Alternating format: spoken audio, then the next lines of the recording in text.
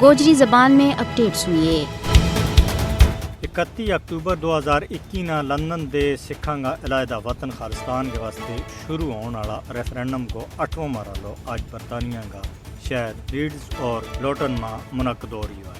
Khalistan referendum का पिछला मरहला में 30,000 से ज़्यादा सिखा ने हिस्सों लियो। हुण तक रेफरेंडम में कलिया गया वोटां की मजमूई तादाद 2 लाख से ज़्यादा हो गई है। रेफरेंडम आने वाला वक्त में अमरीका, कनाडा, ऑस्ट्रेलिया और भारतीय पंजाब में भी मुनक्कद कराया जाएगा। जबकि बड़ा पैमाना के ऊपर इतफाक राय पैदा करने के वास्ते रेफरेंडम का नतीजा न अक़वाम मुत्तहिदा और दूजा बैनुल अक़वामी इदारा न पेश किया जाएगा ताकि सिखां का आज़ाद वतन का क़याम के वास्ते उनकी हिमायत हासिल की जा सके। रेफरेंडम में सिखां की बड़ी पैमाना पर शिरकत ने भारतीय हुकूमत न परेशान कर दिता है और उसने बरतानिया में सिख रेफरेंडम न रोकने की बड़ी कोशिश की है, लेकिन इस हवाला से तमाम तर भारतीय कोशिश बुरी तरह नाकाम रही। भारत में हिंदू इंतहा पसंदा और उनकी नुमाइंदा फस्ताई मोदी हुकूमत का तासब पर मबनी पॉलिसियाँ ने अक़लीतों को जीनो आराम कर दिया है। यह वजह है कि भारत में मुसलमान, ईसाई और दलितों के नाल नाल सिख मजहब का पैरोकार भी अदम तहफ़्फ़ुज़ का शिकार हैं और बड़ा अरसा दे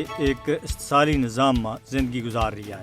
सिख रहनुमा संत जरनैल सिंह भिंद्रांवाला ने सिखां का हकूक की वागुजारी के वास्ते तहरीक चलाई और इसी मकसद के वास्ते अपनी जान की कुर्बानी में दी थी। सिक्स फॉर जस्टिस का गुरु पदवंत सिंह पनन के मुताबिक बरतानिया में सिखा ने वोटिंग के जरिए वाज़िया तौर पर तो पैगाम देते हो कि पंजाब ना भारतीय कब्जा दे आज़ाद कराना चाहिए। अगरचे भारतीय हुकूमत सिख रहनुमावां और ख़ास तौर पर खालिस्तान रेफरेंडम और खालिस्तान तहरीक से वाबस्ता लोगों ना निशानों बढ़ाने के वास्ते ओछा हथकंडा इस्तेमाल कर रही है, लेकिन सिख पुरज़म है कि जब तक वे आज़ाद वतन खालिस्तान हासिल नहीं कर लेता अपनी जद्दोजहद जारी रखेगा।